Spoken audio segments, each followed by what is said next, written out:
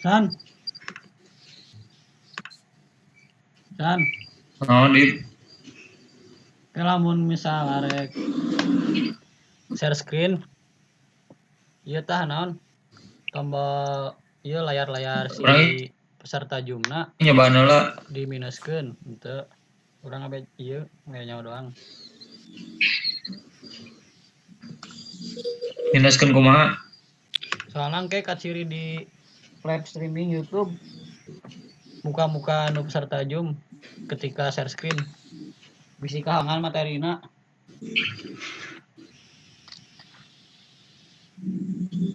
Baiklah, mungkin sambil menunggu yang lainnya ya.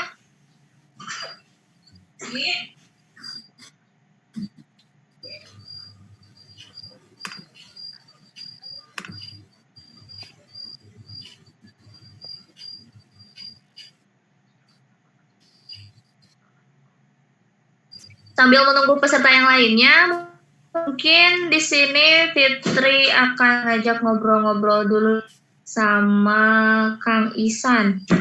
Ya, boleh. Oke. Kang Ihsan, ini tuh acara dari divisi apa nih Kang untuk penyuluhan tentang sutradara? Nah, ini jadi acara ini dibuat oleh divisi sinematografi dari komunitas Penda Danensa yang ditujukan untuk anak muda umum ya. Ini boleh siapa aja, gak harus anggota Kopel. Yang pasti ini seluruh Indonesia boleh gabung. Dan juga ini acara didukung juga oleh Yayasan Media Penda Danensa Kreatif. Jadi nanti buat teman-teman yang dapat sertifikat itu akan kepake banget karena kita sudah mempunyai legal hukum dari Yayasan Media Penda Danensa Kreatif. Dan juga ini acaranya insya Allah rutin, entah seminggu sekali, entah 2 minggu sekali, walaupun belum tentu ya, tapi ini insya Allah akan rutin. Dan untuk next kita ada Kang Idan Firdaus. Beliau juga pegiat film ya, khususnya film pendek. Dan akan banyak lagi tokoh-tokoh film lainnya. Dan juga next mungkin tidak hanya dari divisi sinematografi, akan ada sastra, jurnalis, fotografi, dan juga desain yang akan berpartisipasi di acara webinar Kopel Talk ini. Itu mungkin. Oke. Nah, alhamdulillah ya ternyata banyak sana apapun acara yang Kopel rencana.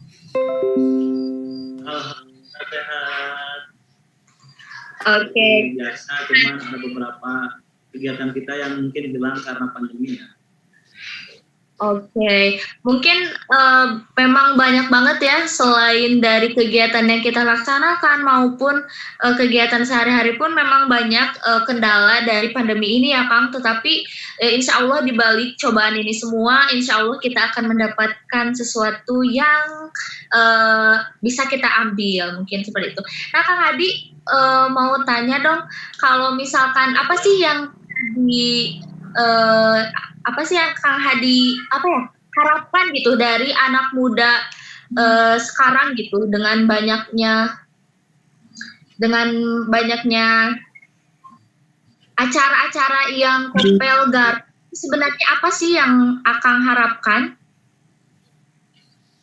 Tentunya bagi anak muda kan kita udah jelas tahu bahwa ke depan bakal menghadapi era 4.0, terus puncaknya milenial, semua berperan. Maka dari itu ada beberapa hal yang kita khawatirkan dan ada beberapa hal juga yang kita untungkan. Pertama yang kita untungkan adalah kita berperan banyak di segala lini. Keduanya, ketika kita tidak siap, ketika kita tidak berhasil untuk proses yang kita buat, ya kita akan tertinggal gitu. Maka dari itu pandemi yang terjadi hari ini jangan sampai menghalangi kita untuk tetap berkarya, untuk tetap belajar, untuk tetap berproses gitu. Seperti itu sih. Ya untuk harapan bareng-bareng ya, kita bisa di puncak pencapaian cita-cita kita bersama. Itu aja. Oke. Alhamdulillah ya. Semoga apapun yang kita harapkan bisa tercapai mungkin ya Kang. Nah untuk yang terakhir nih dari Ketua Divisi Sinematografi Augan hadir. Halo Augan.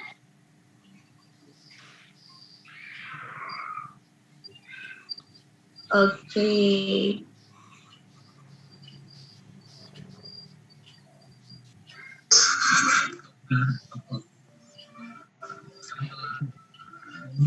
Selamat malam, Augan.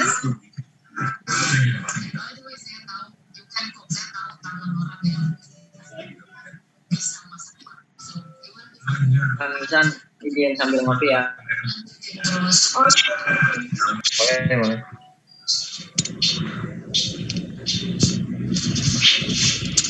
oke.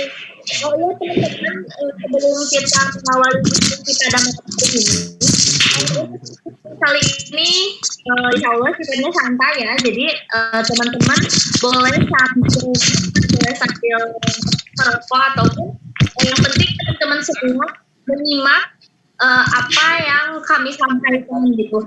Dan juga dimohon kepada seluruh peserta maupun teman-teman semua untuk mengaktifkan kamera gitu, karena mengaktifkan kamera ini sebagai syarat agar teman-teman nanti sertifikat seperti itu. Dan juga selain itu agar diskusi kita pada malam hari ini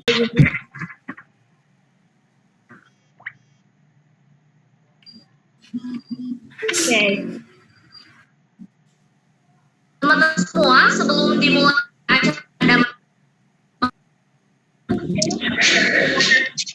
harapan ke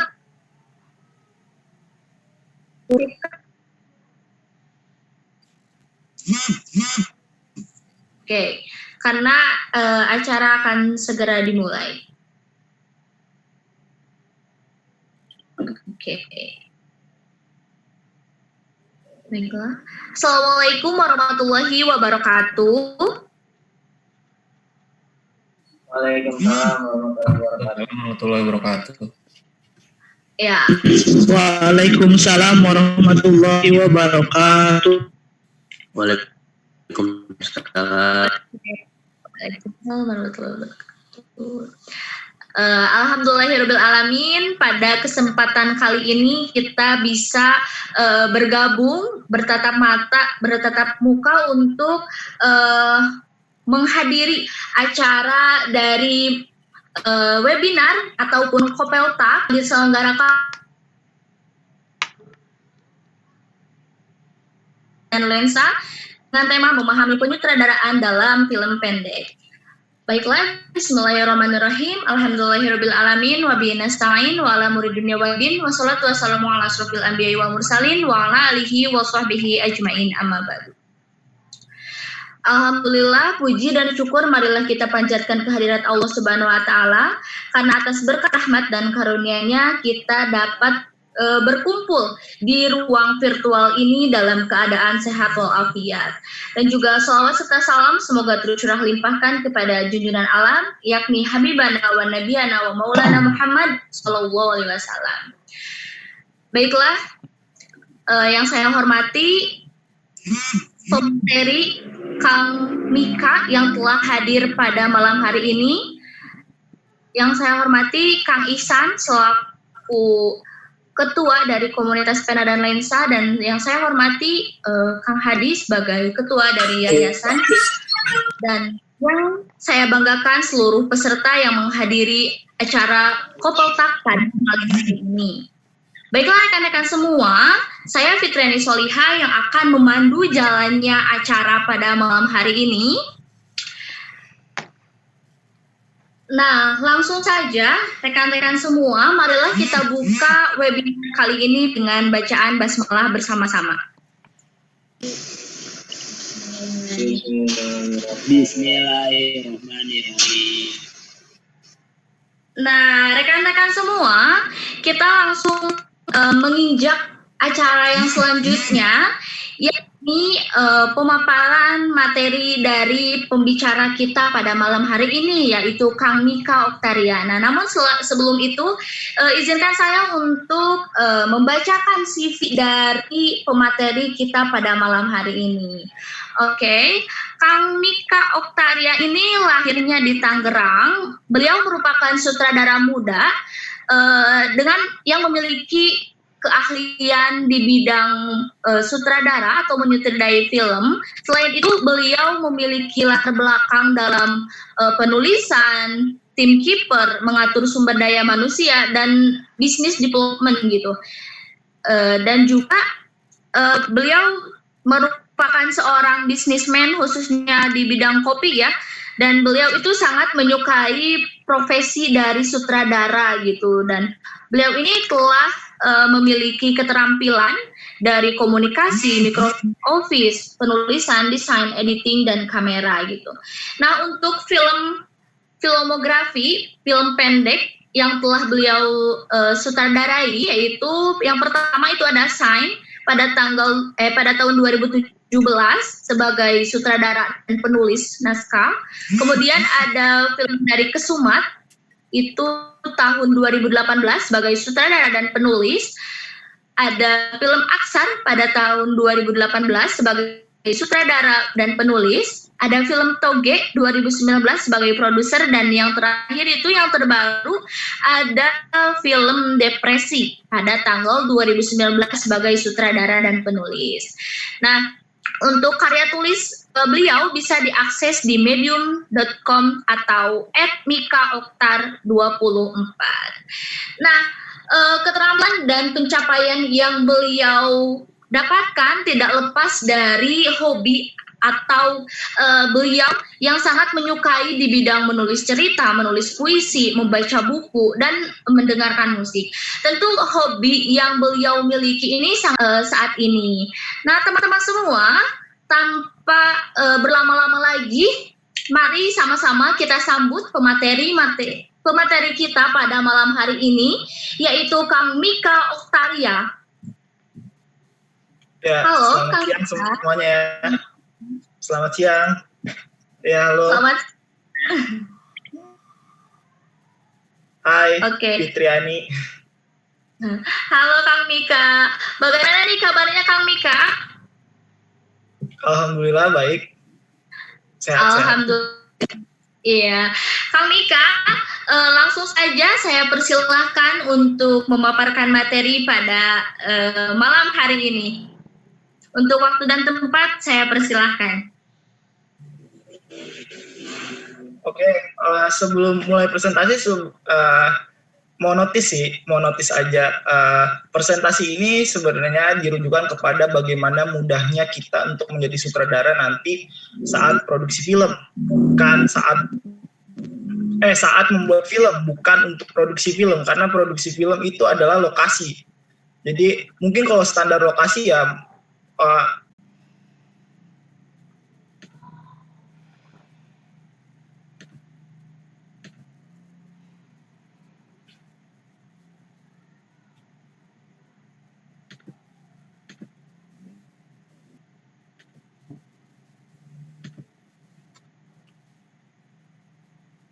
sorry, presentasinya.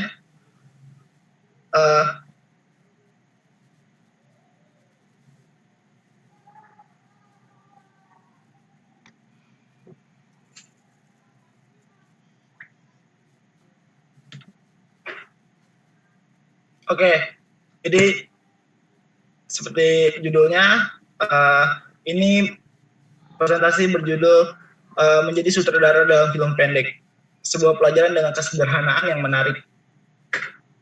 Oke, langsung aja masuk.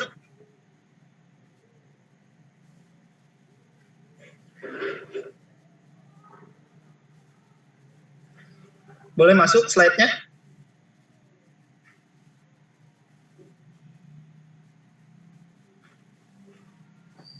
Baik, sebentar Kak.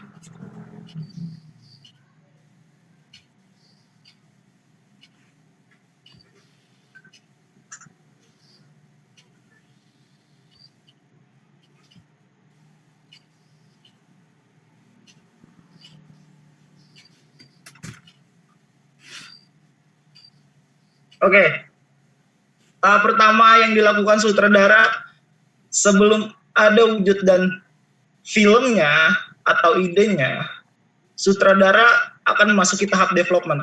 Development ini biasanya sutradara melakukan bersama produser dan penulis. Oke. Jadi development ini merupakan sebuah proses pembentukan ide cerita yang melibatkan penulis skenario, produser, dan sutradara. Proses ini dimulai dari sinopsis, kemudian treatment, dan terakhir adalah final draft skenario. Oke. Lalu orang bertanya, peran sutradara di sini itu apa? Kebanyakan sebagian orang lebih memilih ketika menjadi sutradara itu lebih memilih menulis sendiri filmnya, menulis sendiri ceritanya. Tapi jika kita berada di industri yang cukup lengkap dengan sumber dayanya, kita akan merembukan ide melalui bersama penulis skenario, produser, dan tentunya kita sebagai sutradara. Jadi perannya apa sih? Proses development ini sutradara berperan dalam memilih dan mengajukan sebuah kejadian dan aksi-reaksi dalam cerita sebagai bahan dalam mengembangkan dan membentuk cerita yang ada pada skenario. Jadi peran sutradara itu di sini adalah memastikan bagaimana aksi dan reaksi dalam cerita tersebut. Meaning dalam ceritanya itu seperti apa? Kita nggak bisa mengikuti bagaimana ambisi kita untuk kita cerita pengennya tentang seorang anak yang contohnya bertarung dengan ibunya gitu. Nggak bisa.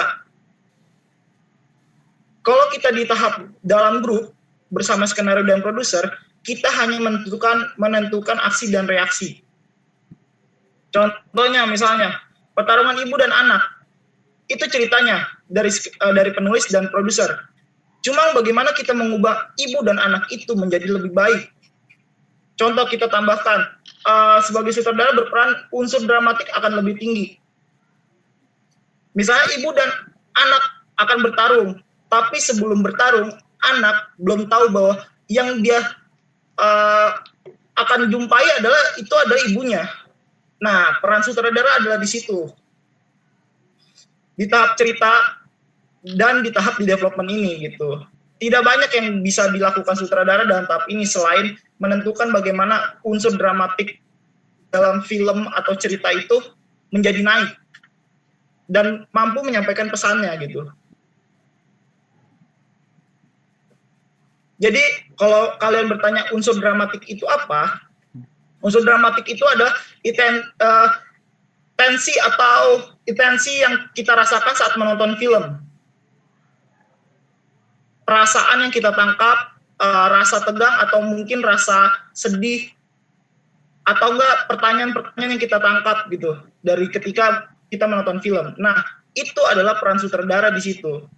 Sutradara dalam development itu adalah menentukan bagaimana catur-catur yang kita pilih untuk menjadi film ini menarik gitu. Oke? Jadi di tahap development sutradara hanya cukup di situ. Baru kita masuk ke pra.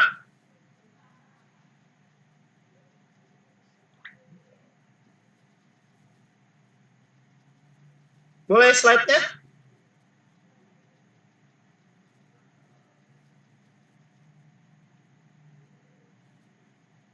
Oke, makasih. Jadi kita masuk praproduksi. Apa sih kaitannya development dengan praproduksi? Jadi development tadi kita kan ngebahas bagaimana sutradara menentukan aksi dan reaksi dari penulisan yang ditulis oleh skenario dan daya tarik yang ditentukan oleh produser gitu. Di praproduksi ini aksi reaksi itu tadinya kita kembangkan menjadi sebuah konsep bagaimana bentuk film itu ada dan nyata gitu. Nah, di sini di praproduksi ini sangat besar sekali peran sutradara. Jadi praproduksi itu merupakan proses pembentukan konsep kreatif secara menyeluruh film, mulai dari visi-visi setiap kepala bagian dalam film, konsep audiovisual, dan juga persiapan segala sektor yang diperlukan dalam melakukan syuting dan pembentukan film. Oke. Jadi sebelum bagaimana kamera merekam dan komposisi kamera seperti apa, itu sudah dikaitkan oleh visi dari sutradara. Praproduksi ini kuncinya adalah visi sebagai sutradara. Sebelum kita membuat cerita, kita harus tahu apa yang kita pengen sampaikan. Sekali lagi, kalian sebagai sutradara, sebelum kalian melakukan memilih shot atau tempat dan warna seperti apa film kita, gitu, kalian harus menentukan visi. Visi itu ditentukan dari bagaimana kita ingin menyampaikan sesuatu di film ini. Contoh misalnya, pertarungan anak dan ibu tadi, itu bisa dikaitkan dengan visi. Oke, bagaimana tentang seorang anak yang punya hak untuk berbicara meski dia melawan ibunya gitu. Di balik kata-kata anak yang harus taat dengan ibu, anak harus memiliki hak untuk berpendapat. Oke, itu contoh visi. Visi sutradara yang nggak bisa ditangkap dari orang-orang manapun, termasuk produser dan penulis. Visi sutradara itu adalah ujung tombak film kalian. Perlu tegaskan di praproduksi ini. Kemudian setelah visi, apa sih yang dilakukan? Ketika kita tahu apa yang ingin kita sampaikan, kita lalu membuat bagaimana statement kita. Step adalah proses bagaimana sutradara mengidentifikasi dari apa yang ingin dia sampaikan. Itu seperti data riset. Misalnya, anak yang bertarung dengan ibunya. Oke, data yang kita tangkap dari statement adalah banyak anak yang banyak mimpi anak yang terbunuh karena keinginan orang tuanya untuk anaknya menjadi yang lebih baik. Itu statement sutradara, lebih merinci. Tapi visi itu lebih meluas. Oke? Sekali lagi, director statement dan visi itu tidak boleh berubah.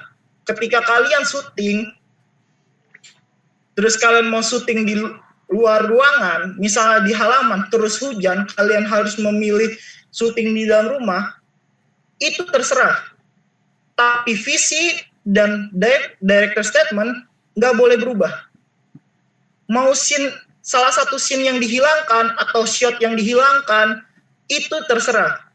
Tapi sutradara berhak memperjuangkan sesuatu jika visi dan statementnya bisa merubah, bisa diubah ketika misalnya tuntutan produser, durasi melebihi dari apa yang ditentukan, kata produser.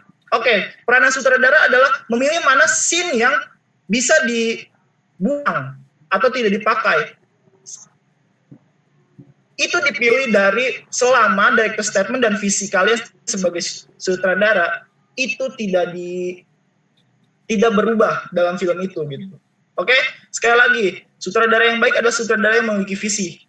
Visi tidak bisa diubah sama sekali. Oke? Jadi tekankan itu ketika Anda menjadi sutradara dan memilih untuk memproduksi film. Oke, yang kedua, konsep penyutradaraan. Ketika kalian sudah berbicara visi dan statement kalian dalam hati dan diri kalian, itu menjadi sebuah lonjakan-lonjakan pikiran yang susah diungkapkan oleh sutradara. Pasti kalian ngerasain. Bagaimana kalian ingin mengkomunikasikan ada buahnya sampai aja dong. Perasaan yang kalian pengen sampaikan kepada teman-teman atau kru kalian. Nah, fungsinya itu adalah konsep penyutradaraan. Konsep penyutradaraan berisi tentang bagaimana konsep kreatif itu dituangkan menjadi sebuah teknis. Contoh, oke, dalam kasus ini adalah seorang anak yang bertarung dengan ibunya. Anak ini merasa berada di posisi terbawah. Oke, sutradara berhak memilih dalam konsep kreatifnya, dalam konsep penyutradaranya dia memilih untuk shotnya adalah high untuk menentukan bahwa dia berada di posisi terbawah, gitu, high angle, gitu. Itu untuk artistik misalnya. Anak ini adalah anak yang memiliki perasaan yang murung dan tekanan batin yang sangat menekan. Di luar dari ekspresi, artistik bermain melalui kostum. Dia memilih baju-baju yang berwarna kusam. Itu bagaimana sutradara menyampaikan statementnya sebuah film adalah melalui konsep penyutradaraan. Konsep penyutradaraan itu adalah sebuah bentuk-bentuk kreatif yang dituangkan melalui hal teknis. Untuk hal teknis sendiri, tidak ada pakem sama sekali bagaimana sutradara menentukan teknisnya. Jadi, selama itu berhubungan dengan visi dia, yang perlu ditekankan oleh teknis di sini, tapi yang perlu kita tekankan adalah kita harus mempunyai wawasan tentang teknis yang lebih dalam untuk menjadi sutradara. Dari aktor ada staging dari blocking dari aktor. Blocking itu adalah penempatan dia, bagaimana dia berdiri dan berjalan, harus berhenti di mana dan sebagainya gitu. Kemudian habis itu ada pencahayaan. Pencahayaan itu mencakup bagaimana warna dan cahaya seperti apa yang diinginkan sutradara. Misalnya low key, high key. Low key itu adalah cahaya yang minim. Seperti kalau kita lihat film-film seperti Batman, The Dark Knight gitu. Kalau high key itu seperti film-film yang ceria, mungkin kayak Midsommar yang lagi viral kemarin gitu. Jadi setelah pencahayaan kita masuk kepada ranah artistik dan properti gitu. Jadi artistik dan properti itu terdiri dari properti apa yang akan ditentukan oleh sutradara. Jadi artistik tidak bisa berjalan sendiri, itu semua harus ada kunci dari visi sutradara, yaitu di mise en scene. Kemudian masuk ke setting. Setting itu terdiri dari bagaimana tempat-tempat yang akan dipilih. Banyak sebagian sutradara lebih memilih tempat yang lebih real untuk menghidupkan filmnya, atau membuat rekayasanya. Seperti Christopher Nolan, dia lebih memilih untuk tempat yang real, yang benar-benar emang itu tempatnya ada. Karena ada satu hal yang nggak bisa ditiru oleh filmmaker, yaitu usia. Tempat yang sudah memiliki usia itu tidak bisa dibuat demikian mungkin mirip dengan tempat aslinya. Oleh sebab itu orang lebih memilih tempat-tempat yang real gitu untuk sebagian orang. Jadi setting itu adalah latar bagaimana tempat aksi dalam film itu terjadi gitu. Kunci itu adalah setting ya. Semua lebih hidup ketika setting kalian lebih benar-benar seperti aslinya gitu.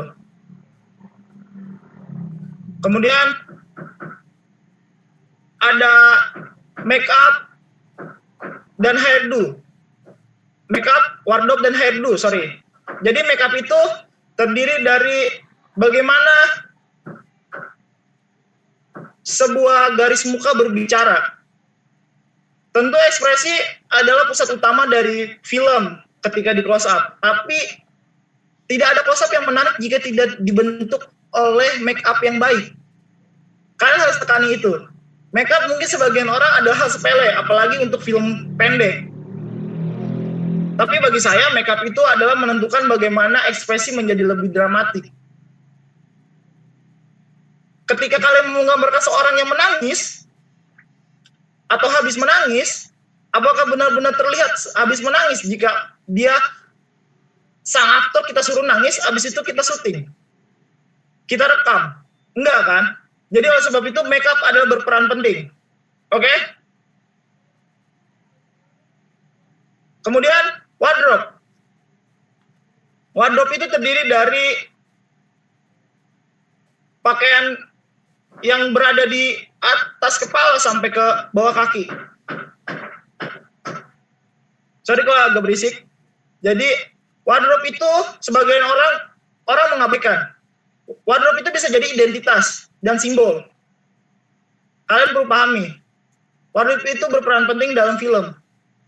Ketika kalian ingin menggambarkan dia ada seorang polisi, dan mungkin dia hanya asal terus dia bilang polisi. Mungkin penonton butuh proses identifikasi. Proses identifikasi itu tercipta karena simbol atau bahasa semiotika pada film. Bahasa semiotika itu adalah bahasa cara berkomunikasi menggunakan tanda dan pertanda seperti simbol dan sebagainya.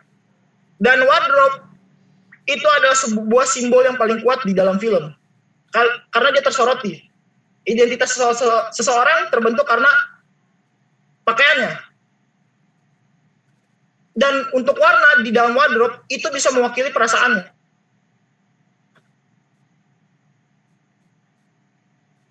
Atau mungkin bisa mewakili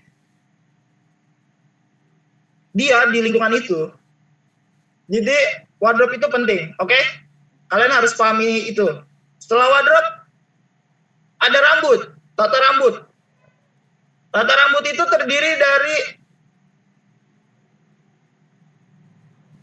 bagaimana kita menentukan rambut seseorang. Karena gini, untuk di Indonesia rambut tidak mewakili, mungkin khususnya belum bisa mewakili identitas seseorang. Tapi di Eropa, rambut itu mewakili identitas seseorang. Kalian harus pahami ini. Makanya saudara harus memiliki wawasan yang luas. Itu sebabnya. Jadi rambut adalah mewakili identitas seseorang dan derajat seseorang di Eropa.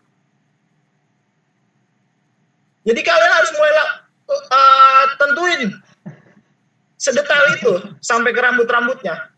Misalnya dia ada orang kaya dengan pekerjaan sebagai jaksa. Apakah kita akan membiarkan aktor kita mempunyai rambut seperti saya dengan berantakan ini? Nggak mungkin. Jadi kalian harus meninjau lagi bagaimana rambutnya. Oke? Kuncinya sutradara itu adalah selalu timbulkan pertanyaan dalam diri kalian ketika kalian membuat film. Oke. Langsung lanjut ke director shot.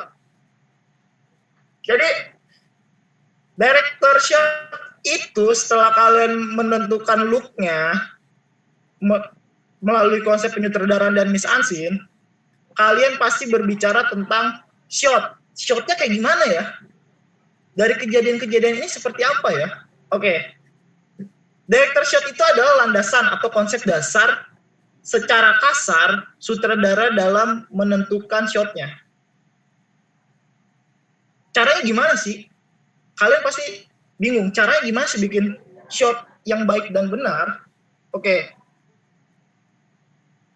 Ketika kalian punya skenario yang udah final draft atau sudah tahap terakhir,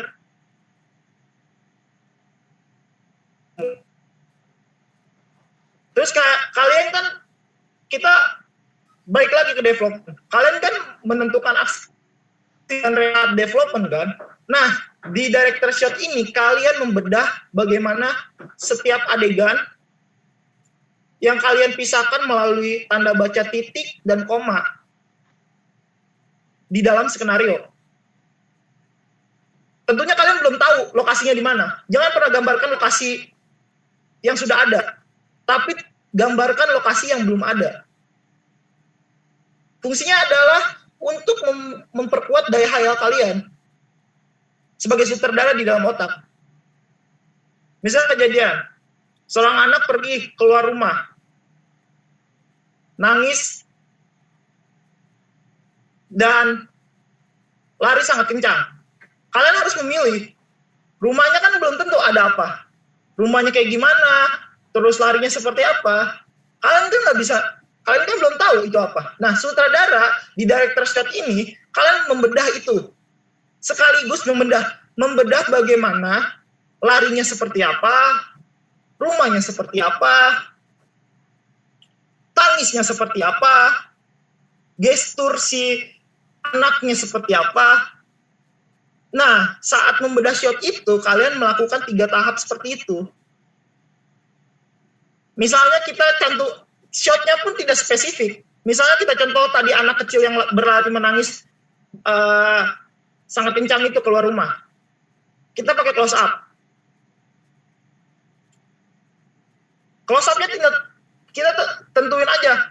Close up-nya nggak perlu, harus kayak gini, nggak perlu. Yang penting close up, terus high, low.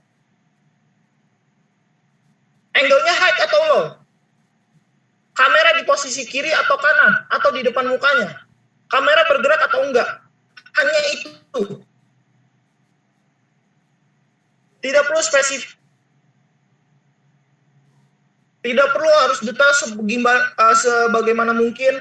Kayak seperti saat kalian sudah menemukan lokasi yang kalian inginkan untuk syuting. Director itu fungsinya adalah konsep landasan untuk shortlist. Shortlist itu adalah yang dipakai untuk kalian syuting. Jadi director shot itu adalah sebenarnya tugas sutradara untuk membedah shot sekaligus menentukan bagaimana lari, gestur, aksi, dan ekspresi, setting rumahnya seperti apa. Jadi di director shot itu fungsinya juga berperan untuk itu, bukan untuk hanya membuat shot. Oke? Kalau kalian bingung nanti boleh tanya. Kemudian habis itu memasuki shortlist. Shortlist itu dibentuk setelah kalian melakukan hunting atau sudah menentukan lokasi seperti lokasi syuting kalian. Rumah yang anak kecil berlari sangat kencang saat menangis itu, kalian sudah tahu lokasinya. Misalnya rumah tua yang terbuat dari bambu tanpa ada pagar, hanya tanah merah di depannya. Terus ada gubuknya, semua dari kayu. Atapnya juga belum dari genteng tapi dari kayu. Oke, kalian udah tentuin itu. Terus kalian baru tentuin shotnya sebagai sedemikian mungkin. Komposisinya seperti apa, itu shortlist dilakukan ketika kalian hunting. Oke? Saat hunting dan kalian menentukan lokasinya, kalian melakukan pradegan. Pradegan itu kalian baru membuat shortlist. Shortlist itu dibentuk saat kalian melakukan pradegan di lokasi yang benar-benar kalian tentukan untuk syuting. Dasarnya dari mana shotnya? Dari director shot yang tadi. Sekaligus kalian menentukan bagaimana acting si aktor itu. Jadi shortlist itu udah mulai spesifik. Director shot itu adalah bahan kalian saat kalian sudah menemukan lokasi. Shortlist sudah, kemudian ketika shortlist masuk, kalian sudah menentukan bersama DOP kalian. Seperti misalnya ada movement kamera di dalam scene seorang anak yang lari menangis dari sangat kencang itu di keluar rumah. Jadi gue minta sebagai sutradara, gue minta ada pergerakan kamera dong. Pakai apa ya? Gue maunya pakai track. Kalian tentuin geraknya seperti apa? Pakai dolly kah? Pakai drone kah? Pakai track kah? Atau pakai stabilizer? Seperti itu. Di shortlist itu lebih spesifik dan ukuran framingnya udah kalian tentuin. Kalian mau pakai komposisi seperti apa, simplicity, rule of third, atau sebagainya. Itu udah kalian tentuin. Tentunya semuanya itu di director shot sampai shortlist kalian tentuin sesuai dengan visi kalian. Visi yang ingin kalian sampaikan dan statement yang ingin kalian sampaikan. Oke? Kalau ada yang kurang paham di shortlist, kalian boleh bertanya nanti. Boleh selanjutnya. Next lagi.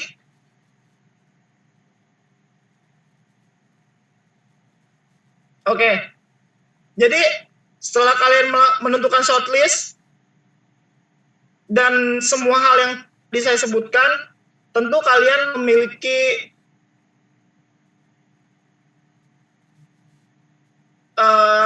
proses yang mungkin sulit gitu, seperti kendala-kendalanya.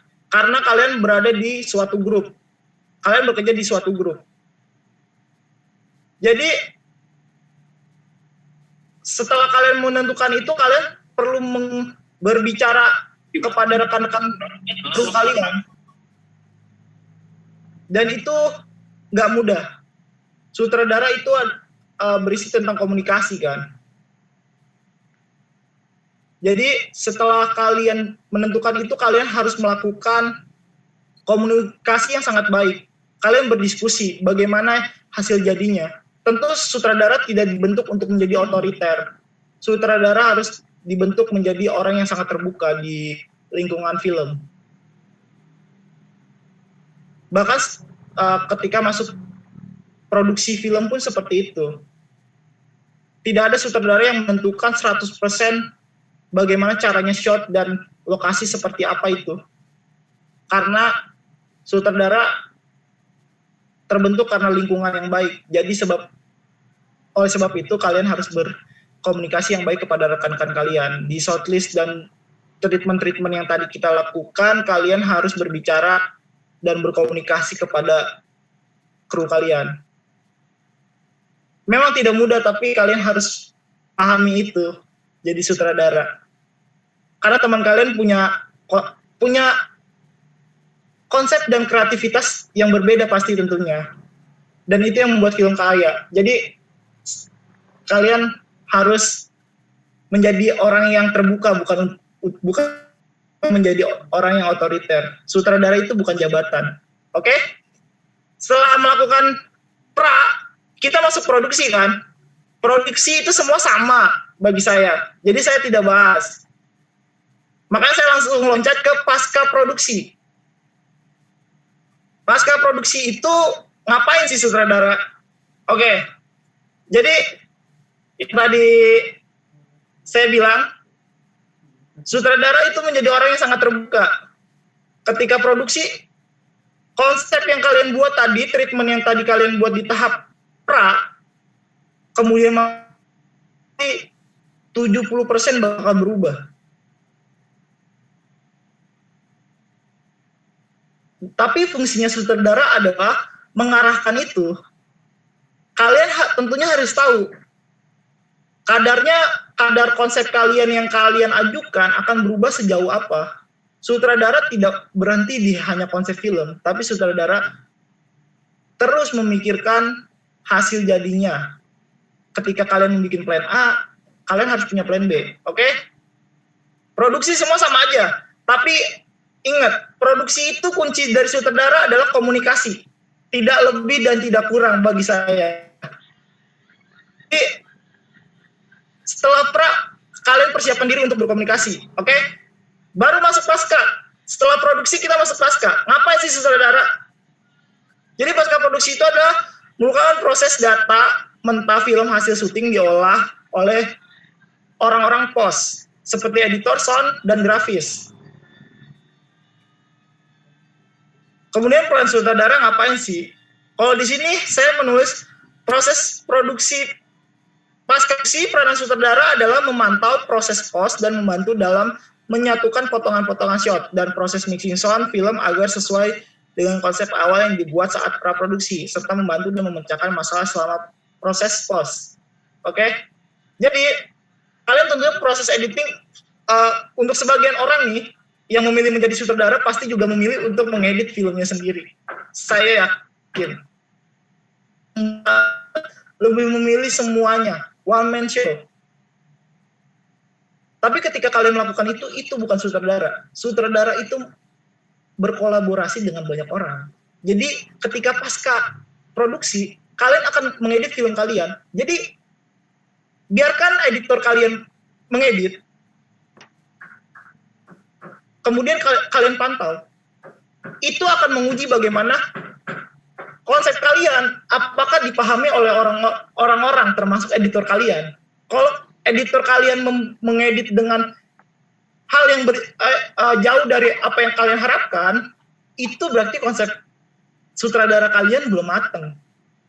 Oke? Kuncinya sutradara itu berkomunikasi. Jadi coba kalian biarkan editor kalian dan kemudian kalian tengok. Seperti itu. Kalian biarkan editor kalian mengedit, kemudian kalian tengok. Jika sudah sampai 80 sampai 85% gitu. 85%. Kalian datang editor kalian. Kalian boleh lihat hasil editan kalian seperti apa edit oleh orang. Jika mencapai dengan apa yang kalian inginkan, hanya ada perubahan yang tidak banyak, itu dipastikan kalian memiliki konsep penyutradara yang sangat tajam. Karena kalian sudah mengarahkan editor kalian. Jadi untuk mengarahkan orang pun kalian pasti berhasil. Oke? Di proses editing kalian mengawal editor sampai tahap 80 sampai 85%. Kemudian kalian berdiskusi. Scene-scene mana yang perlu dikurangi atau scene-scene apa yang kurang baik, tapi tidak mengubah benang merah dari potongan gambar editor. Kalian hanya menentukan apa yang miss dari cut to cut, misalnya dari aksi per aksi, atau kalian ingin menghilangkan scene satu tapi tidak mengubah benang merahnya. Jika kalian merombak bagian awal, bagian tengah, bagian akhir, kalian rombak bagian akhir di belakang, itu menyulitkan editor. Itu tandanya kalian tidak memiliki visi. Jika kalian punya visi yang kuat, kalian pasti tidak melakukan itu. Karena kalian sudah menentukan dan pasti memikirkan nanti hasil editingnya seperti apa ya gitu. Oke? Jadi fungsinya di sini kita ada mengawal dan membantu bagaimana ketika editor menemukan masalah. Kemudian masuk proses mixing sound. Proses mixing sound itu kita hanya juga mengawal saja. Mengawal proses mixing sound itu sendiri. Tapi ngapain sih sutradara ketika mengawal? Oke, kita tentu bertanya. Bagi saya waktu pertama kali membuat film, mengetahui dampak suara itu seperti apa. Jadi, ketika kita mengawal proses mixing sound, tentunya kita mendengar bagaimana sound itu diputar bersama adegannya. Nah, proses mixing di sini, sutradara tentu harus menentukan bagaimana sound ini berbicara. Kadang proses mixing itu kita tidak memiliki referensi bagaimana sound yang akan ditentukan. Karena kita minim sekali bagaimana sound dan referensi sound di Indonesia ini. Nah, oleh sebab itu kita mengawal dan oke, proses pemilihan soundnya kayak gini. Misalnya, nada dering teleponnya kayak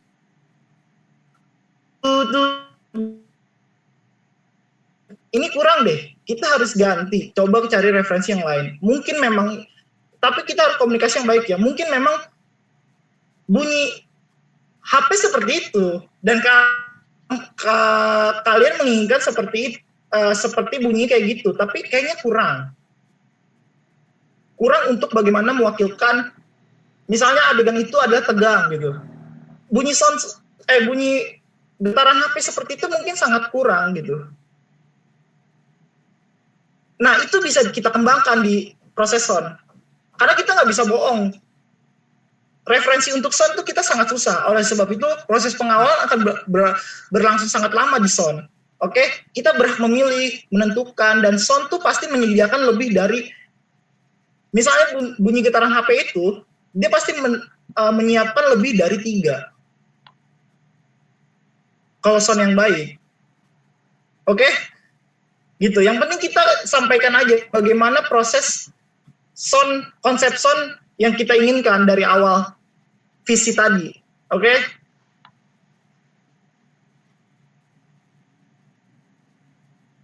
Jadi proses sound itu bakal lama, oke? Jadi itu aja. Oke, next selanjutnya. Boleh slide selanjutnya? Oke, jadi ini kata-kata saya. Bagaimanapun apa yang saya sampaikan hanyalah teori bagaimana memudahkan sutradara dan mengerjakan tugasnya. Karena sutradara lebih dari itu, karena tugas sutradara hanya untuk membuat film pendek atau membuat film menjadi lebih bagus untuk dilihat keren dengan segala alat yang digunakan.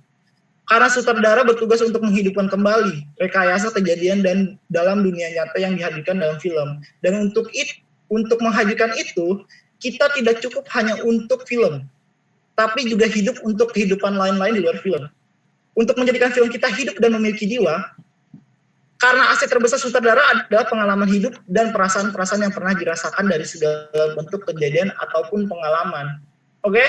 Jadi, apa yang saya sampaikan mungkin banyak banget yang kurang, dan bagaimana teori-teori yang orang mungkin seperti Andre Bazang yang pikirkan gitu, itu sangat kurang. Tapi sutradara memang harusnya seperti itu, karena sutradara bukan membahas teori, sutradara lebih dari film. Film dan sutradara itu hidup. Jadi waktunya kita berdiskusi. Oke, next slide. Oke, karena kata-kata di atas, saya buka diskusi sebanyak-banyaknya untuk kalian. Jadi, apa yang saya bicarain tadi, kalian tekankan poinnya aja. Sisanya kita harusnya berdiskusi. Bukan seperti bagaimana seorang anak film yang membahas filmnya itu, yang isinya teori semua. Tapi kelas sutradara itu berisi tentang bagaimana kita berdiskusi. Oke, jadi saya persilakan untuk kalian berdiskusi. Oke, baik. Terima kasih atas materi yang sangat luar biasa dari Kang Mika Oktaria. Baik, Akang Teteh semua, untuk yang ingin berdiskusi atau yang ingin ditanyakan, boleh ditulis di room chat ataupun boleh mengaktifkan suara atau mengaktifkan mikrofon terlebih dahulu.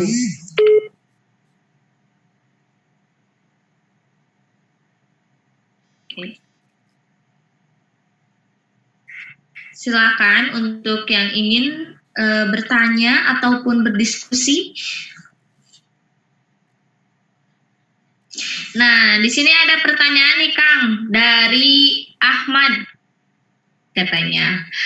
Kang, menurut Akang, film pendek atau film layar lebar Indonesia saat ini seperti apa? Apakah sudah sesuai dengan teori ataukah melenceng dari teori mungkin Kang?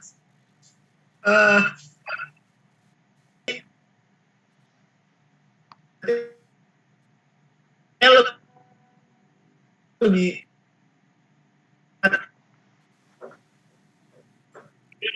film-film sekarang lebih bebas untuk berekspresi, karena sebagai filmmaker tujuan awalnya adalah kebebasan berekspresi, bukan duitnya. Jadi ketika saya menonton di era sekarang, mungkin seperti saya punya kebebasan untuk berekspresi seperti itu. Jadi film Indonesia lebih maju, dan banyak banget sih sekarang yang udah orang film-film pendek dan film-film film-film panjang gitu yang masuk sampai kancah internasional. Jadi menurut saya ini sebuah kemajuan setelah AADC 1 di tahun 2000-an apa gitu. Ini kebangkitan film Indonesia lagi menurut saya gitu. Di tahun 2016-an sampai sekarang itu lagi bangkit lagi gitu. Setelah AADC 1. Jadi menurut saya Aldio Bagaskara mau aktifin mic, boleh silakan. Malam kami Kak.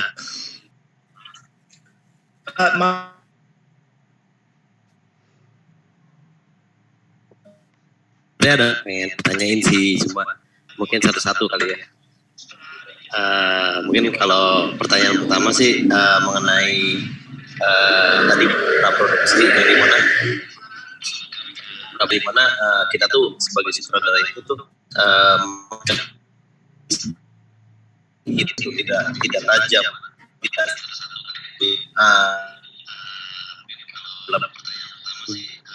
buat film adalah buat visi di film tersebut agar menjadi visi dari film yang baik gitu, ataupun gimana cara membuat atau menimbulkan visi. Terima kasih Kak.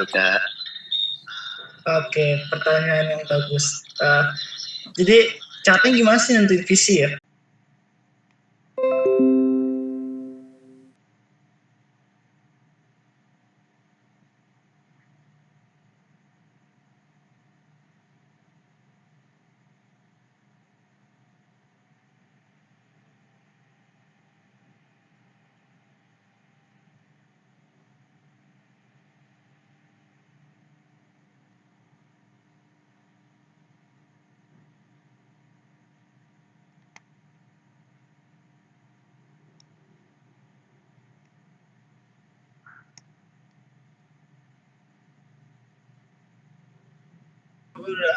Apakah undangan perfilman masih terus berlaku? Maksudnya apa? Izin bertanya lagi, apakah undangan perfilman masih terus berlaku? Oke, Ahmad, maksudnya undangan-undangan itu apa ya? Sorry. Ahmad, boleh aktifin mic-nya?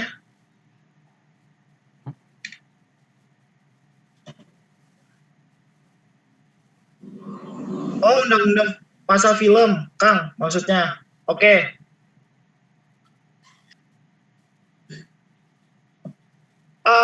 Undang-undang perfilman itu masih berlaku, iya. Tapi undang-undang film tidak ada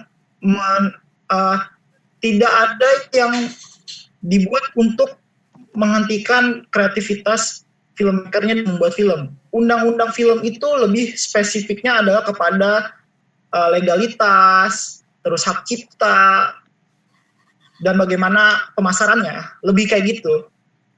Tapi karena kasus itu, standarisasi dan kemakmuran gaji filmmaker itu jadi sedikit abu-abu. Tidak ada pakem seperti UMR, UMK, tidak ada. Itu yang berat ketika bicara undang-undang pasal perfilman, Kak. Jadi nggak ada menghentikan kreativitas pembuatnya, tapi hanya untuk distribusi dan eksibisi film itu aja, dan sisanya hak cipta, loyalty, dan sebagainya.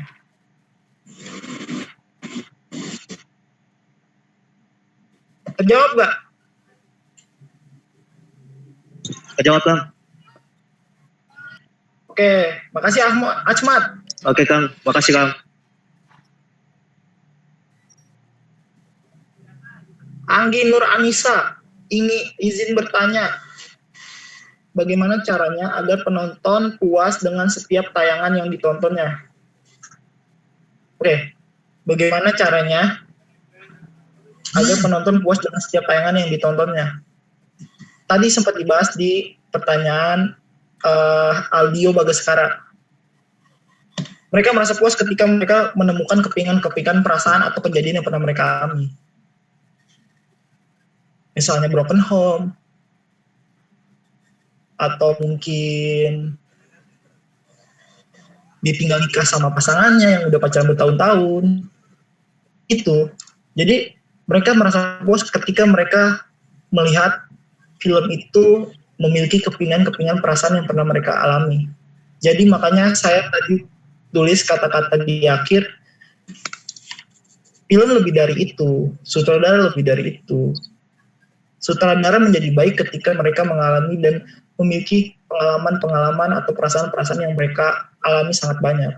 Jadi seperti itu kira-kira bagaimana cara membuat penonton puas. Tentunya dari kitanya dulu gitu. Oke, kepingan-kepingan itu kuncinya ya.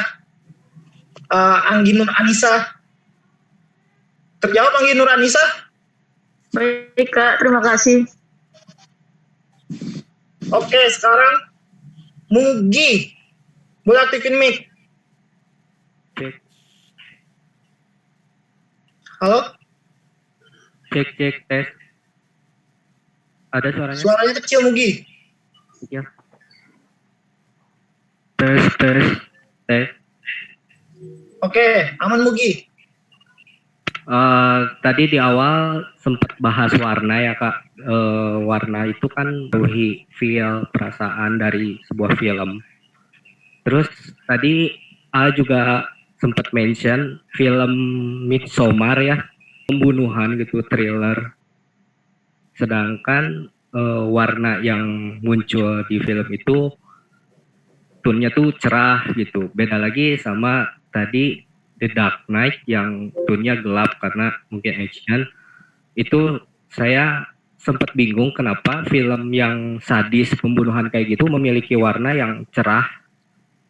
Terus seperti nggak ada kesan seremnya dalam segi warna ya Kak. Begitu. Ya, oke. Saya suka pertanyaannya. Jadi film itu berisi dalam satu frame itu, setiap frame-framenya dalam satu frame itu terdiri dari banyak sekali simbol, oke? Saya mau ngasih tahu bahwa saya sutradara, saya adalah orang yang buta warna. Saya orang praktisi sebagai sutradara yang buta warna. Bagi saya, dan kenapa Midsommar dan Dark Knight bisa seperti itu, warna adalah sebagian dari simbol. Jika yang didominasi simbol lain adalah tentang kesadisan, tapi hanya beberapa part yang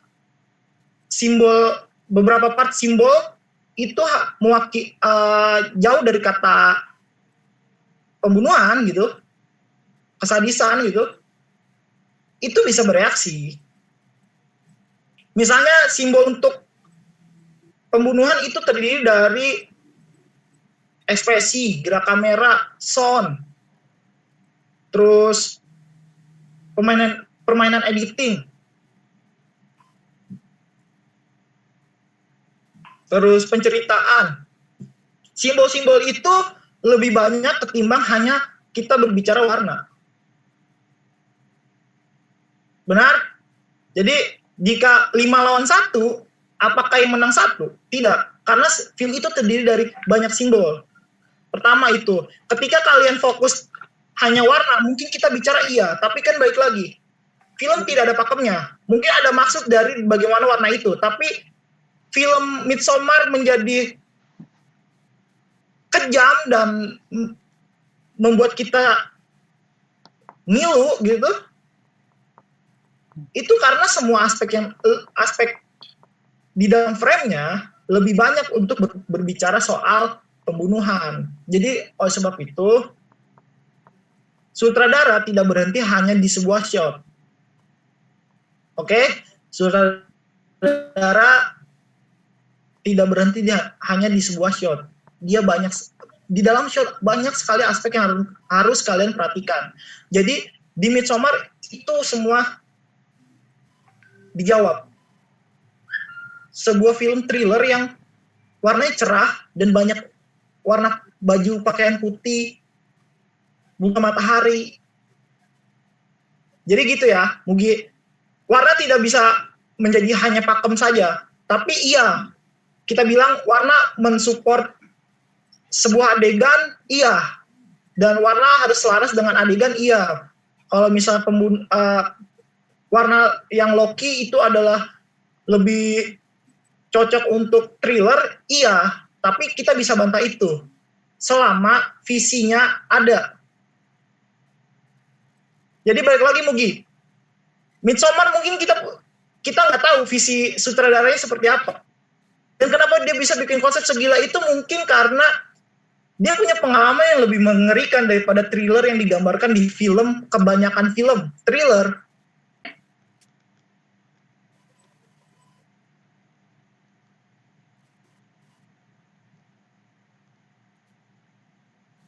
Ada yang masih ingin bertanya? Oke, sambil menunggu yang bertanya, Kang Mika, saya tertarik dengan jawaban Akang mengenai sebagai sutradara itu lebih mudah ketika membuat sebuah film dari apa yang kita rasakan atau apapun yang berada di sekeliling kita gitu ya. Nah, rekan-rekan semua, jika dikaitkan dengan keilmuan, mengapa apa yang kita rasakan itu lebih mudah untuk dijadikan sebuah film?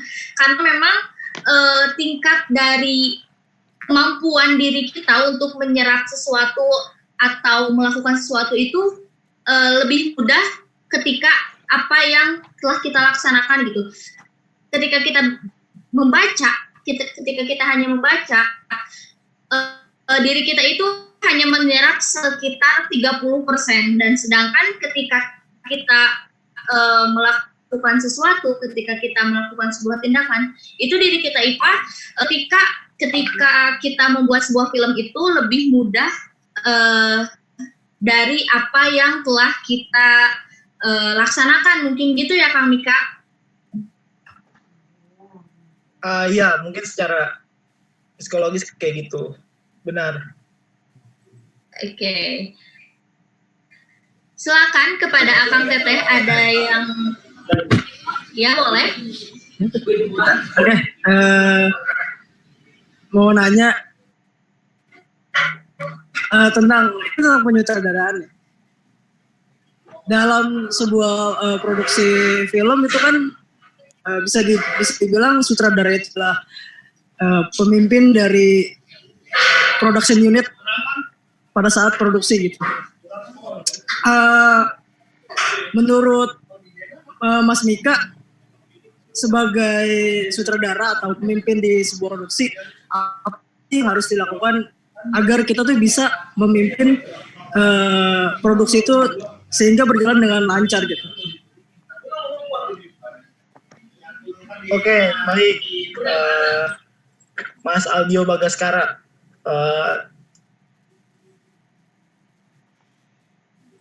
kita luruskan dulu, sutradara bukan pemimpin di produksi. Pemimpin produksi adalah produser. Sebenarnya sutradara di produksi produksi yang baik tercipta bukan karena sutradaranya, tapi bagaimana pembawaan sutradara di lokasi itu menentukan bagaimana syuting menjadi nyaman. Dulu ketika saya bergebu-gebu membuat film, saya menjadi orang yang otoriter, tapi film dan syuting berhasil, tapi tidak ada kepuasan di dalam situ. Jadi setelah saya menjadi dewasa sebagai sutradara, saya belajar sutradara lebih dari itu. Jadi untuk membangun dan membuat syuting menjadi baik, kita tidak hanya membahas produksi. Sutradara punya jurus paling ampuh komunikasi, yaitu. Dah, komunikasi itu tidak hanya untuk di syuting saja, bukan di praproduksi doang, bukan saat produksi film doang. Tapi setelah meeting pun, setelah kita diskusi gitu, kita ngobrol, ngopi gitu, itu membangun relasi batin kita. terhadap kru. Jadi kuncinya sutradara tuh bukan memimpin, tapi membuat suasana lebih baik ketika syuting atau produksi film. Dan oleh sebab itu, sutradara yang baik adalah sutradara yang terbuka dan memahami gitu. Jadi saya tekankan, saya pernah syuting dengan salah satu sutradara. Dia selalu menekankan untuk memanggil nama dan selalu menekankan untuk menghafalkan nama.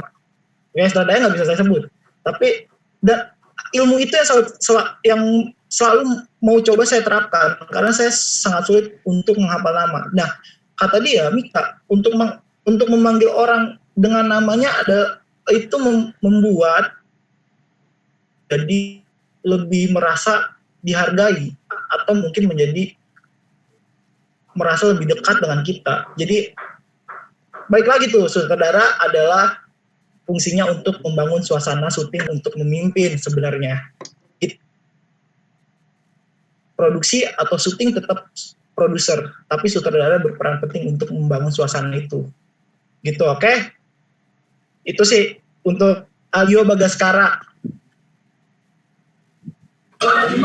Iya, Mas Mika, terima kasih. Makasih Aljo Bagaskara, sama-sama. Oke, baiklah rekan-rekan semua. Apakah ada yang masih ingin ditanyakan? Ataupun dari Hamdan. Iya, boleh. Oke, Hamdan pertanyaan. Fazilan. Ini satu pertanyaan terakhir ya. Silakan kepada Hamdan. Kak, ada gak film gitu yang sangat berkesan, sebuah pencapaian dari seorang sutradara? Maksudnya film saya sendiri atau film Iya, yang saya yang tonton? dibuat sendiri, yang disutradarai oleh Bang Mika. Oke, film yang berkesan bagi saya adalah film pertama saya. Karena ketika saya membuat film, film pertama saya berada di lingkungan filmmaker, sekolah film. Terus kemudian setelah itu saya membuat film yang terus saya lupa jati diri saya. Karena saya berpatok pada pencapaian-pencapaian gengsi yang ada di lingkungan pendidikan film. Jadi saya harus pahami teori ini, saya harus pakai teori ini gitu. Dalam kurun waktu 3 tahun saya terjebak akan itu. Kemudian saya berpikir, oke, saya tonton film saya lagi semuanya. Ada satu film pertama saya yang saya bilang ke editor saya tuh selalu dari awal film saya sampai sekarang itu tetap editor saya. Saya nggak mau bikin film kalau nggak diedit dia. Terus saya ngomong, namanya Upi. Dia bilang, Pi, saya lupa sama identitas saya. Film jadi tidak menyenangkan selama 3 tahun ini karena saya hanya bergelut akan gengsi. Ketika saya nonton film pertama saya, setelah sekian lama, saya bilang, Pi, ini yang saya buat ini gitu. Yang pengen saya lakuin tuh ini di film-film saya. Untuk menemukan identitas dan melekat menjadi di film-film kalian gitu, kalian perlu pahami diri kalian. Jadi film pertama saya adalah film yang benar-benar jujur. Saya membuatnya gitu jujur gitu. Jadi pas saya nonton filmnya saya bilang, Pi, ini film saya gitu. Saya kehilangan jati diri saya selama ini karena gengsi untuk menjadi film saya menjadi lebih keren aja gitu. Terus saya lupa ternyata film yang pertama kali saya bikin dan identitas saya dan karakter dan saya merasa nyaman adalah di film pertama ini gitu. Jadi kemudian saya akhirnya ya udah kita bikin film yang seperti ini. Saya cari, waktu itu saya nggak tahu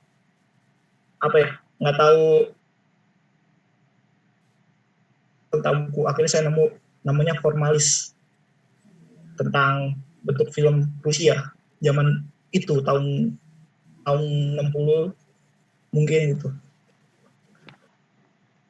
Itu saya Jadi saya belajar itu, saya akhirnya oke, saya merasa nyaman di film ini. Saya tidak perlu lagi membuat film seperti apa yang mungkin yang cuma long take atau mungkin film-film yang action. Saya nggak memilih itu. Saya lebih memilih film wujud film saya pertama ya kayak saya pertama kali buat gitu. Jadi film paling berkesan adalah yang pertama karena bagi saya itu adalah kejujuran saya untuk membuat film gitu. Oke, Kang Mika, ini ada pertanyaan terakhir dari Alivia Insani, katanya, izin bertanya Kak, selain menyesuaikan dengan alur, tema, dan isi, apakah ada aspek lain untuk mempengaruhi color grading tersebut? Oke. Selama saya melakukan proses color grading itu kan terjadi ketika editing kalian udah selesai. Saya nggak pernah pakai ini ya, teori nggak pernah ada yang pasti untuk sutradara. Terus saya menerapkan ini nih di dalam diri saya ya. Kalian boleh contoh, boleh enggak. Jadi selama color grading, sebelum color grading dimulai, saya selalu bilang editor saya, minta datanya. Terus saya tonton filmnya kali-kali. Saya coba rasakan perasaan apa yang ada di dalam scene by scene, kode-kode dalam shot yang saya buat gitu. Kenapa saya melakukan itu? Karena saya adalah seorang buta warna parsial. Saya tidak bisa sulit untuk melihat warna hijau dan merah. Nah, itu terjadi di sutradaranya trilogi Batman, The Dark Knight, Batman Becomes, sama The Dark Knight Rises gitu. Nah, itu namanya Christopher Nolan. Dan saya tidak pernah merasa terganggu sih akan kekurangan saya. Cuma yang jelas kekurangan menciptakan solusi yang lebih baik ternyata. Jadi karena itu saya selalu melakukan proses grading tanpa memikirkan alur, tema, dan isi. Itu udah di luar otak saya gitu. Karena udah tahu perasaan apa yang saya mau tangkap. Yang perlu saya pastikan adalah saya menonton ulang. Apakah iya ada perasaan itu di dalam scene ini gitu. Saya pastikan ulang terus. Kemudian saya baru bilang, tolong buatkan warna yang seperti ini. Saya kasih filmnya. Warna seperti ini di sini ini gitu. Jadi baik lagi, kalau sutradara tidak ada pakemnya untuk meng-color grading gitu. Cuma cara saya seperti itu, dibuat dari alur, tema, dan isi gitu. Saya coba menonton hasil editing saya tanpa ada suara, tanpa ada color grading. Saya tonton berkali-kali. Mungkin kalian jenuh nonton film nggak ada suaranya, tapi kalau kalian melakukan itu memperkuat insting kalian. Sutradara tidak hanya insting mata doang, tapi seluruh badan. Jadi saya tidak pernah terganggu dengan buta warna saya. Jadi itu ya, Alvia Insani. Caranya adalah kalian menentukan cara sendiri. Senyaman apa kalian di luar dari alur, tema, dan isi. Aspeknya di luar itu kalian tentuin sendiri. Belajar insting kalian sebagai sutradara. Sutradara tidak hanya untuk teori, tapi untuk insting juga. Oke? Oke, Kang Mika. Insani. Bagaimana Kak Alivia?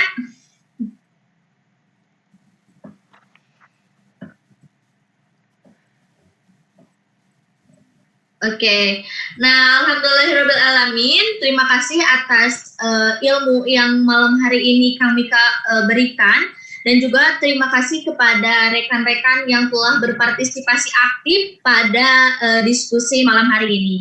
Nah, kesimpulan yang saya dapatkan atau hal yang menarik yang tadi saya dengar dari Kang Mika itu adalah, katanya tugas sutradara itu bukan hanya untuk membuat film atau membuat film menjadi lebih bagus untuk dilihat. Karena sutradara itu bertugas untuk menghidupkan kembali hasil rekayasa kejadian dalam dunia nyata yang dihadirkan dalam sebuah film. Dan untuk menghadirkan itu, kita tidak cukup hanya untuk film, tetapi juga hidup untuk kehidupan lain-lain di luar film. lakukan untuk menjadikan film kita hidup dan memiliki jiwa. Karena aset terbesar dari sutradara adalah pengalaman hidup dan perasaan dari segala bentuk kejadian ataupun pengalaman. Nah, mungkin hal itu yang Kang Mika bisa sampaikan pada malam hari ini. Terima kasih banget Kang Mika kan waktunya untuk menghadiri seminar kali ini, dan rekan-rekan semua terima kasih telah menghadiri acara pada malam hari ini. Namun sebelum kita mengakhiri pertemuan pada malam hari ini, boleh sekarang kita akan melakukan sesi dokumentasi terlebih dahulu. Maka dari itu dimohon kepada seluruh peserta untuk